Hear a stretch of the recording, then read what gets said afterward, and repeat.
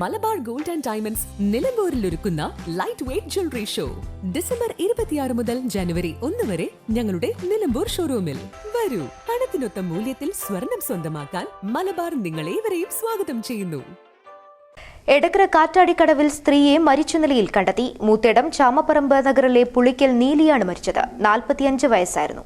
കാറ്റാടിക്കടവ് പാലത്തിന് താഴെയായി ചൊവ്വാഴ്ച രാത്രി 9ഓടെയാണ് സ്ത്രീ മരിച്ചതായി പോലീസിന് വിവരം ലഭിച്ചത്.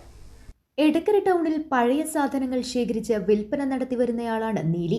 ഇവർ പലപ്പോഴും കാറ്റാടിപ്പാലത്തിന് ചുവട്ടിലാണ് അന്തിയുറങ്ങാറുള്ളത്. ചൊവ്വാഴ്ച രാത്രിയും സുഹൃത്തായ മറ്റൊരു സ്ത്രീക്കൊപ്പം ഭക്ഷണം കഴിക്കാനുള്ള തയ്യാറെടുപ്പിലായിരുന്നുവെന്നും ഇതിനിടയിലാണ് മരണം സംഭവിച്ചതെന്ന് മരണവിവരം എടക്കര പോലീസിൽ അറിയിച്ച ബിജു എന്നയാൾ പറയുന്നു. ഒരു 7:30 കഴിഞ്ഞിട്ടുണ്ട്. അപ്പോൾ അവർ ബ്യൂറോയിൽ കിടക്കിയിരുന്നവള് മാലായിട്ട്.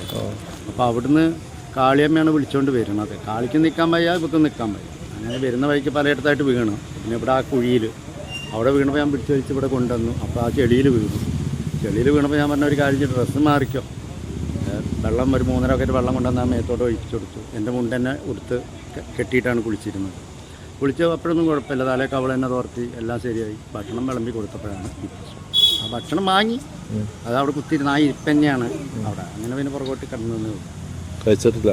ഞാൻ അതിൽ നോക്കിയപ്പോൾ തന്നെ വായിൽ കൈ ഇങ്ങനെ ബോഡിയൊക്കെ ഒരു ഐസ് പോലെ. അപ്പം തന്നെ ഞാൻ നേരെ സ്റ്റേഷൻ നമ്പർ ഇല്ലായിരുന്നു. അതിന് വേഗം കയറി ചെന്ന് അവിടുന്ന് കടയക്കാരോട് ചോദിച്ച് വാങ്ങി വിളിച്ച് പോലീസ് അപ്പോൾ വന്നു. സാർമാരപ്പം തന്നെ വന്നു. രാവിലെ വരെ 2 പേരോട്ട് ഡ്യൂട്ടിക്കുണ്ടായിരുന്നു, ഞാനും ഉണ്ടായിരുന്നു. Edakkara police inspector V K കമറുദ്ദീന്റെ നേതൃത്വത്തിലുള്ള സംഘവും മലപ്പുറത്തു നിന്നുള്ള മൊബൈൽ ഫോറൻസിക് വിഭാഗവും വിരലടയാള വിദഗ്ധരും സ്ഥലത്തെത്തി പരിശോധന നടത്തി. ബാബു, അനിത, അനീഷ്, സുനിത, സുനീഷ് പേരുകളിൽ നീലിക്ക് 5 മക്കളുണ്ട്. News bureau, Edakkara. സ്വന്തം ഹൈസ്പീഡ് ഇന്റർനെറ്റ്, നമ്മുടെ സ്വന്തം ഇന്റർനെറ്റ്.